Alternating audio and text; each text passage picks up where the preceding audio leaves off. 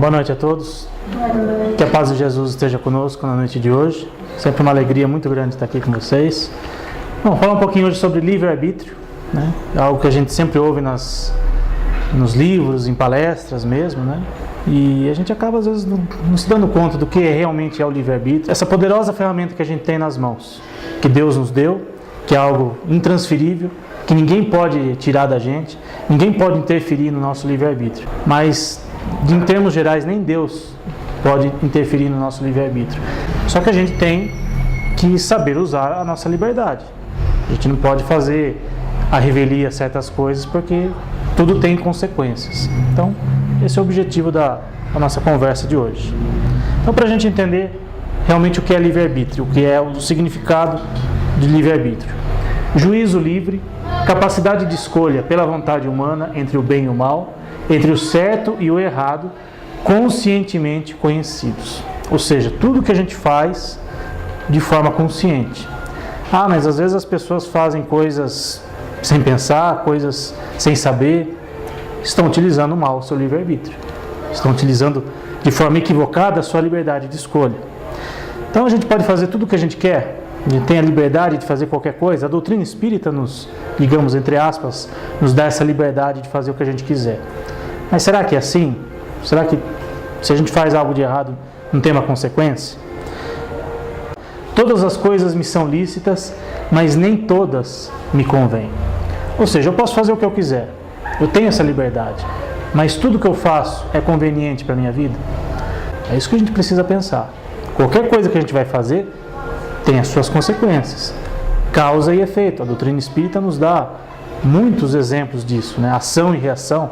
Então, tudo me é lícito, mas nem tudo me convém.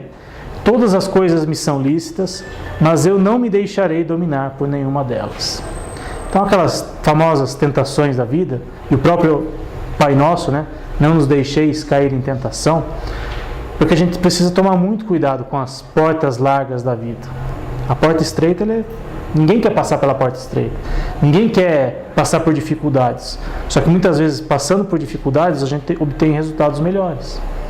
Por isso que a gente, às vezes, se esquece disso. Tudo me é lícito, mas nem tudo me convém. Por isso que a gente tem que ter consciência em tudo aquilo que a gente for fazer. Kardec nos deixou recomendado a fé raciocinada. Vamos pensar naquilo que a gente está fazendo. Isso para qualquer situação no dia a dia. Não é só dentro da casa espírita. Ser espírita dentro do centro espírita é fácil.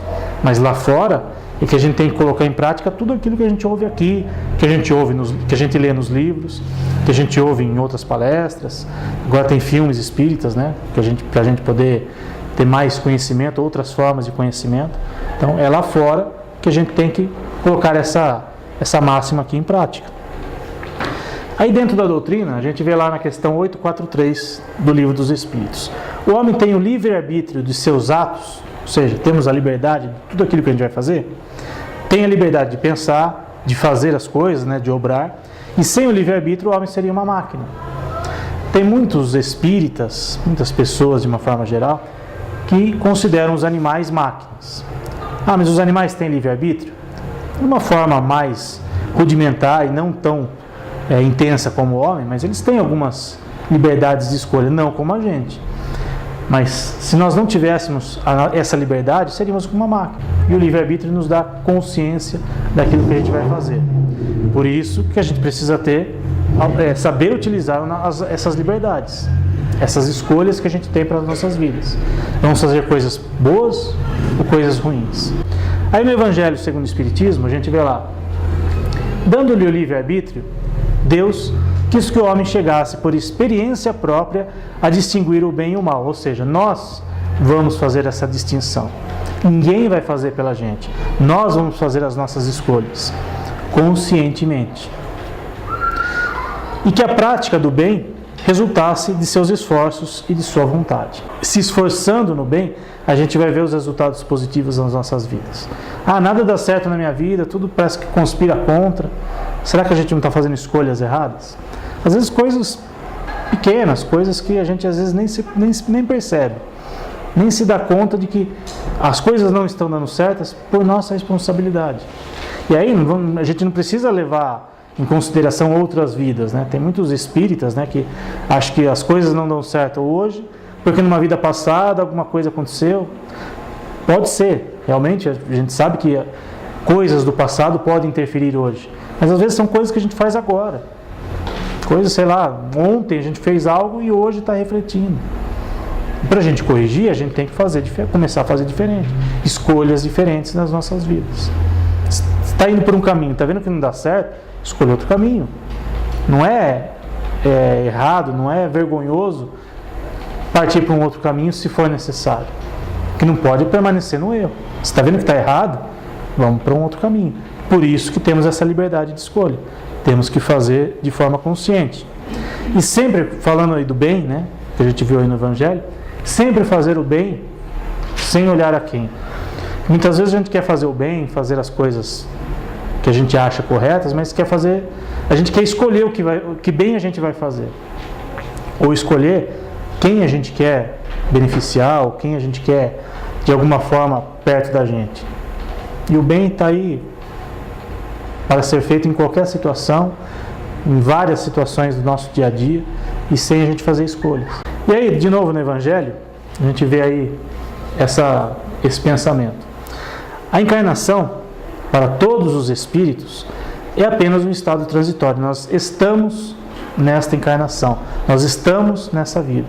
Quando desencarnarmos, vamos para o plano espiritual.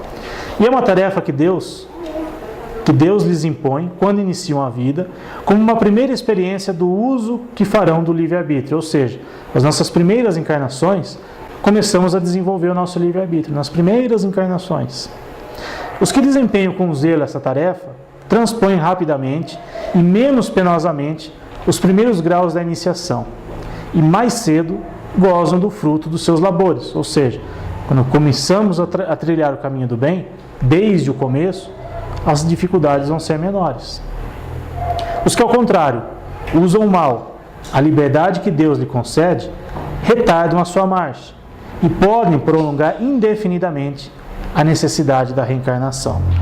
Vai chegar uma hora que a gente vai parar de reencarnar? Talvez. Daqui a zilhões de encarnações e zilhões de anos? Sim. Para que em cada experiência a gente tenha novas oportunidades de fazer o bem, de fazer as nossas escolhas corretas. Então, quanto menos coisas erradas fizermos, menos encarnações, menos processos reencarnatórios a gente vai ter. Por isso que a gente precisa sempre fazer o bem, sem olhar a quem e indistintamente, para diminuirmos o número de encarnações que a gente precisa. Isso não só aqui nesse plano terreno, mas em outros planetas, em outros lugares onde a gente sabe que são mundos mais felizes, mundos mais evoluídos.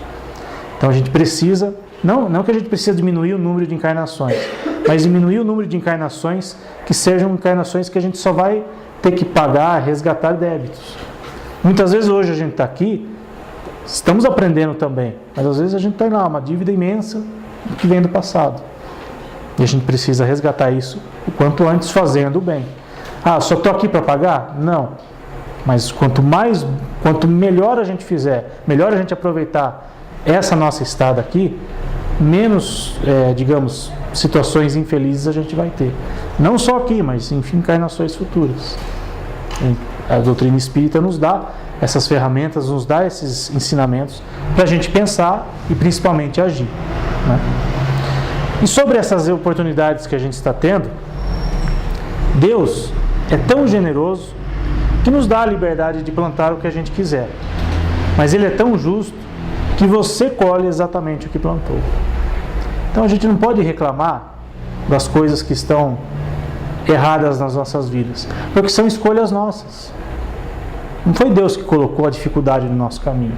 Nós, em algum momento da nossa trajetória, seja nesta vida ou em vidas passadas, preferimos a porta larga, ao invés da porta estreita. Então, a responsabilidade é nossa. Deus está nos dando oportunidades para a gente fazer diferente. Não é Deus que colocou a dificuldade no nosso caminho. Nós, em algum momento, em alguma escolha equivocada, plantamos errado. Então, a responsabilidade é nossa. É difícil a gente aceitar isso às vezes? Às vezes é.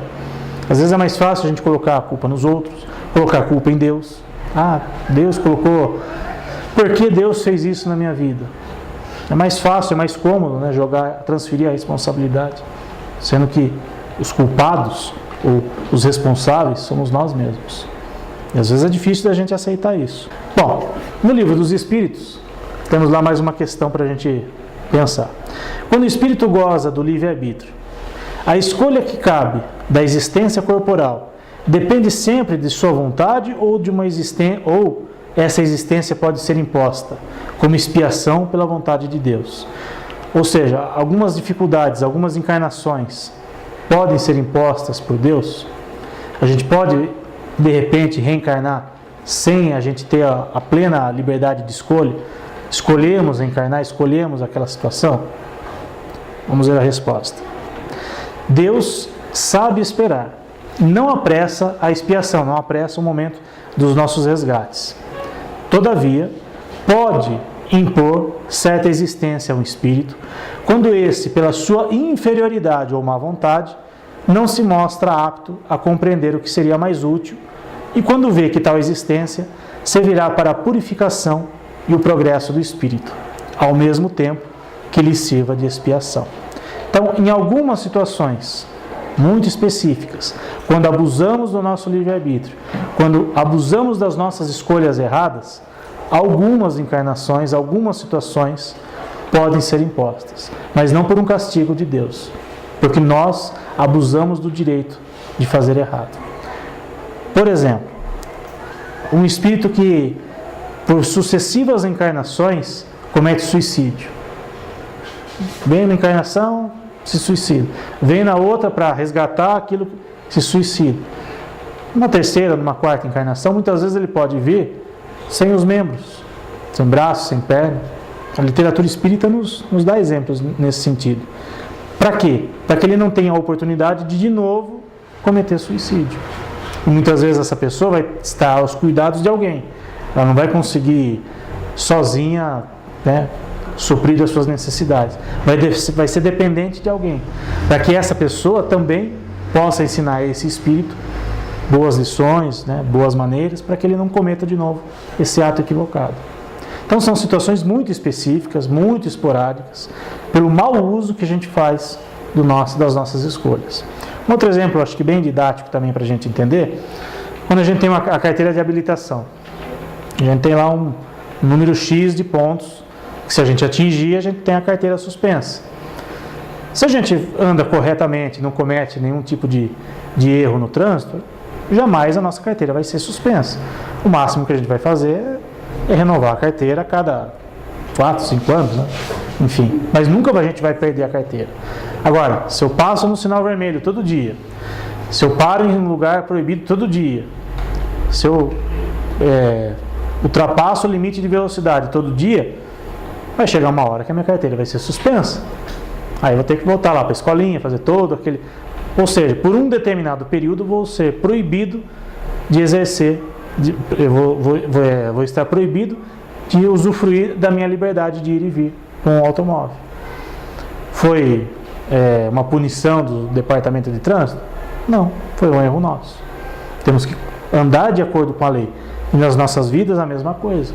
Temos que andar de acordo com os preceitos de Deus. Se abusarmos dessa liberdade, em algum momento a gente pode ter a nossa carteira de habilitação espiritual cassada. Então, é injustiça de Deus? É punição divina? Não. Uma necessidade para a gente evoluir. Às vezes só com a dor é que a gente evolui. Não tem aquela máxima do espiritismo que ou vem pelo amor ou pela dor?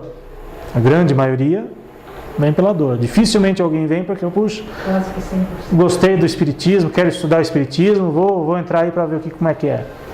Muito difícil.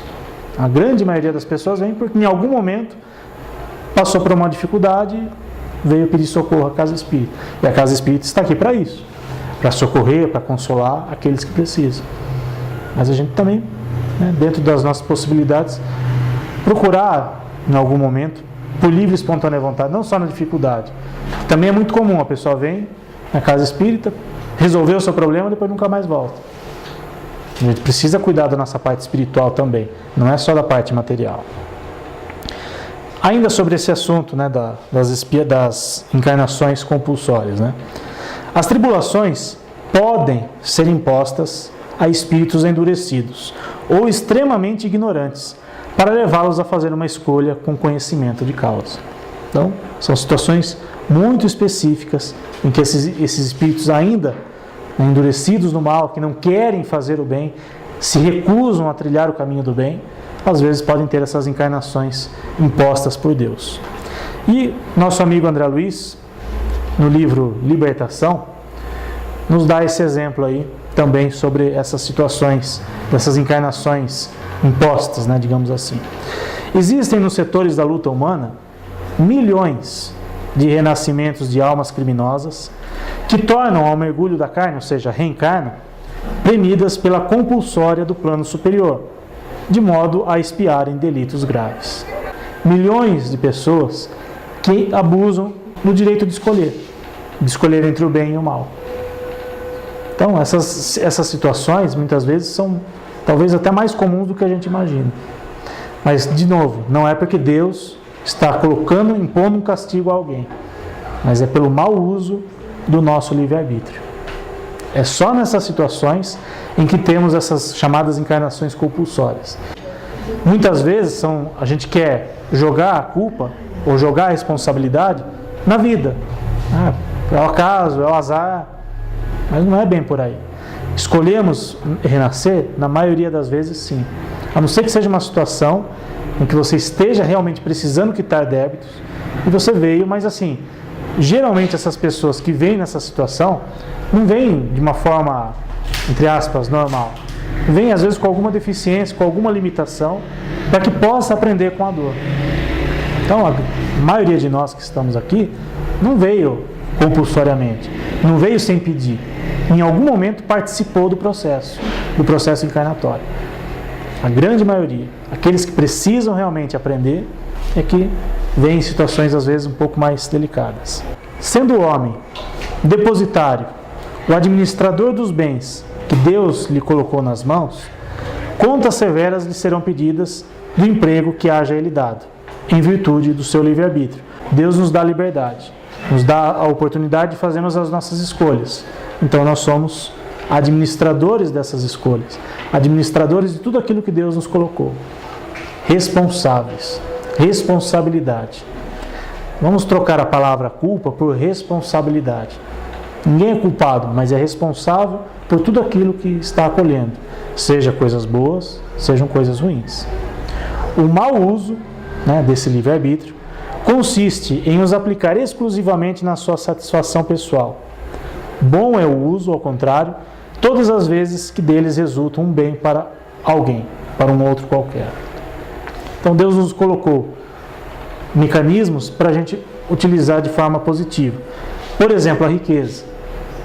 Nos deu oportunidades na vida para a gente, entre aspas, ser rico, mas para a gente distribuir para aqueles que precisam. Mas o que acontece com a maioria das pessoas que vêm nessa situação?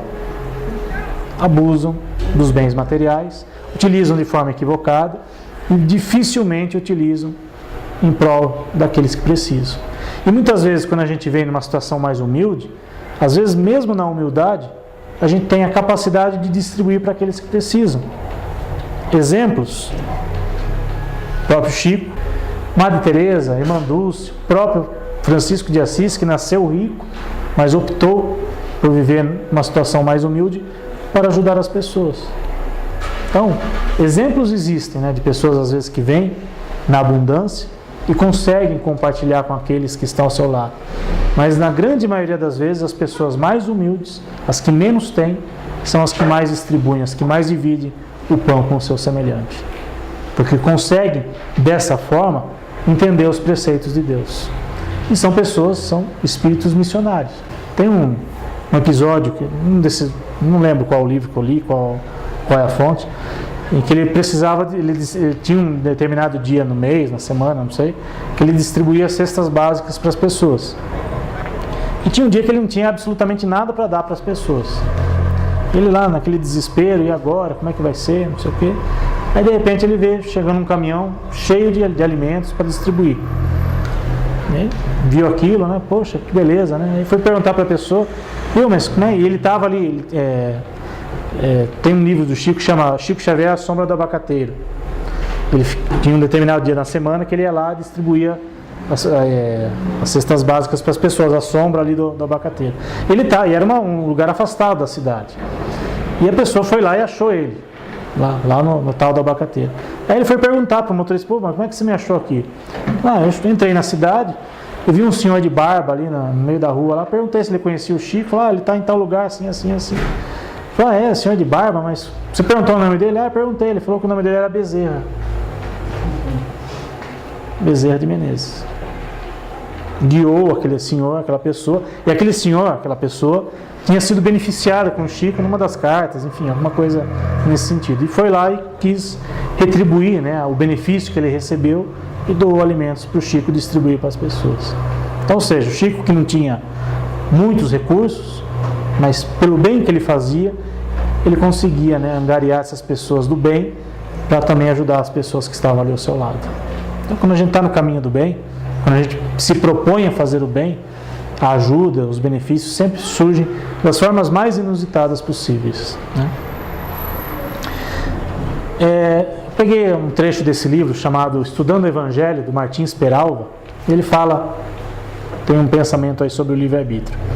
O livre-arbítrio é a faculdade que permite ao homem edificar conscientemente o seu próprio destino, possibilitando a escolha do caminho que desejar. Ou seja, temos conscientemente a escolha nas nossas mãos. O livre-arbítrio é limitado a princípio e vai se expandindo à medida que o homem cresce em espiritualidade. Como eu disse no começo, os animais, eles não têm a mesma liberdade de escolha que nós temos. Não tem total capacidade de escolha. Mas eles têm ali, de uma forma bem rudimentar, possibilidades de escolhas, possibilidades de utilizar o seu livre-arbítrio. Mas quando nós chegamos à fase de humanidade, aí essa liberdade, essas escolhas, elas afloram muito mais dentro da gente, porque estamos crescendo espiritualmente. Então, lá no princípio, nos primórdios das nossas encarnações, o livre-arbítrio ele era limitado e vai aumentando, vai se expandindo, conforme a gente vai evoluindo espiritualmente, até chegarmos à fase de humanidade. Quanto mais evoluído o ser, mais amplo o seu livre-arbítrio e maior o seu direito de fazer certas escolhas no campo da vida e assumindo assim, pouco a pouco, o comando definitivo da sua ascensão. Então vai chegar um momento das nossas trajetórias evolutivas em que a gente não vai precisar, por exemplo, precisar do recurso ou da ajuda de um espírito protetor. Porque nós já estaremos autossuficientes, evoluídos de uma forma autossuficiente, que a gente não precise de ajuda. Todos nós que estamos aqui hoje temos um amigo espiritual, um anjo de guarda, enfim, cada um chama da forma que mais for adequado, que está em todos os momentos do nosso lado, sempre nos assoprando alguma coisinha para que a gente possa fazer o melhor. Por quê? Ainda somos espíritos imperfeitos. Ainda precisamos de alguém que esteja ao nosso lado nos ajudando. Vai chegar um momento que a gente vai ser autossuficiente nesse sentido. Vai demorar um pouquinho? Eu acredito que sim. Pelo nível evolutivo das pessoas que a gente vê ao nosso redor, creio que talvez demore um pouquinho sim. Mas se crescermos, se trilharmos sempre o caminho do bem, quanto antes a gente vai chegar nessa situação. Por isso que às vezes é difícil a gente fazer o bem, às vezes é difícil a gente escolher os melhores caminhos, mas os resultados são mais significativos e às vezes vêm de uma forma um pouco mais rápida. Então o livre-arbítrio é sempre proporcional à condição evolutiva do ser. Uma criança, por exemplo, ela tem certas liberdades de escolha, mas algumas situações, algumas escolhas ainda dependem de um adulto. Até chegar à fase de adolescente e a maioridade, as crianças, os adolescentes, enfim, eles necessitam dos pais, necessitam de um responsável para fazer certas escolhas, né? Quando chegarmos à fase adulta, aí, isso falando dentro de uma vida encarnada, aí a gente já tem plena consciência ou plena liberdade de escolha. Espiritualmente falando, talvez a gente ainda seja uma criança. Ainda necessitamos de que espíritos mais evoluídos façam determinadas escolhas para a gente, ou que a gente co-participe dessas escolhas, mas sempre com o orientador do lado. Por exemplo, a gente tem às vezes uma dívida para pagar, uma dívida espiritual para pagar. Quando vamos reencarnar, olha, quero pagar essa dívida, mas chega o seu amigo espiritual, o seu mentor, olha, não pague de uma vez só que você não vai aguentar. Vamos, digamos, parcelar essa dívida. Então você vem numa encarnação para, digamos, solucionar determinada situação. Numa outra, se você conseguiu solucionar aquela, você soluciona a outra, e assim vai. De uma vez só, a gente não vai conseguir resgatar todos os nossos débitos. Por isso que a gente precisa dessas orientações, de um amigo espiritual que nos mostre o melhor caminho a seguir, a melhor maneira da gente evoluir espiritualmente e quitar os nossos débitos, né? A gente tem que utilizar a encarnação dessas duas formas. No livro Céu e Inferno, o homem é assim o árbitro constante de sua própria sorte. Ele pode aliviar o seu suplício ou prolongá-lo. Podemos diminuir as nossas dívidas se a gente trilhar o caminho do bem. Se a gente optar pelo caminho errado, a gente pode postergar, pode prolongar esse sofrimento. A sua felicidade ou a sua desgraça dependem da sua vontade de fazer o bem. Ou seja, está nas nossas mãos. Temos a liberdade de escolha. Ainda bem que está nas nossas mãos. Ainda bem que depende da gente. Se dependesse de outras situações, de outras pessoas, aí ficaria mais difícil. Enquanto está nas nossas mãos, utilizemos da melhor forma possível. Aí tem um pensamento aqui que não é espírita, mas que acho que cabe perfeitamente nesse contexto, do poeta chileno Pablo Neruda. Você é livre para fazer suas escolhas, mas é prisioneiro das consequências.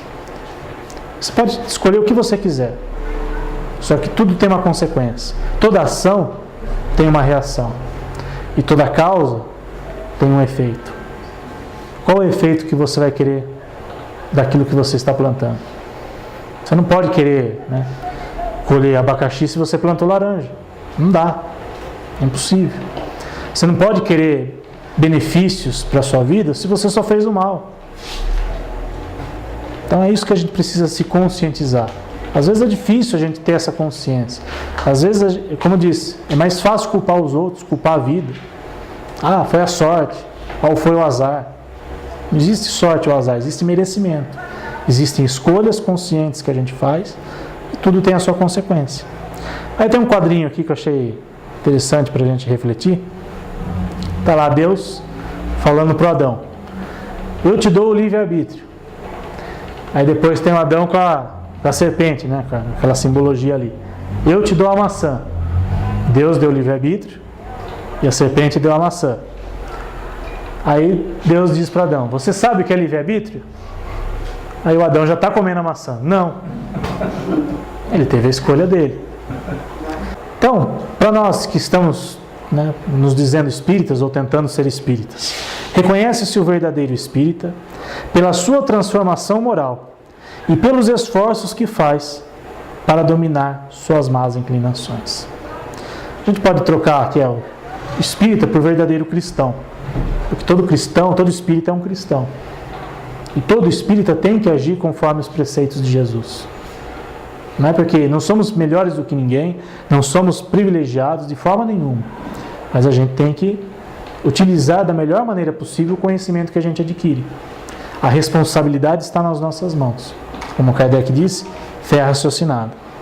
E para a gente encerrar a noite de hoje, tenhamos então sempre a consciência de que a cada novo raiar do dia começa-se a construir uma nova história. Saibamos que temos o livre-arbítrio de construir o fim que para ela desejarmos. Então, está nas nossas mãos, cabe a cada um de nós fazer as escolhas, as melhores escolhas para as nossas vidas. Se optarmos em fazer escolhas equivocadas, a gente não vai ter depois o direito de reclamar. Façamos o melhor para nós mesmos, para aqueles que estão ao nosso redor, e com certeza teremos finalmente, quem sabe, um dia, um mundo de regeneração que a gente sempre vê tanto falar aí no meio espírita. Então, essas são as referências da palestra de hoje. Tenho certeza que, para mim, essas reflexões são muito oportunas e muito válidas. Acho que o primeiro beneficiado, né, numa palestra é o próprio palestrante, como eu já tenho dito em algumas outras palestras que eu digo. Tudo aquilo que é dito aqui serve primeiro para mim. Se servir para algum de vocês encarnados, e também irmãos desencarnados que vêm aqui assistir a essas pregações, tomara que sirva para alguém, que a gente possa fazer a diferença no nosso dia a dia, aqui encarnado ou já no plano espiritual. Então, que a gente possa retornar para os nossos lares, levando a paz de Jesus nos nossos corações.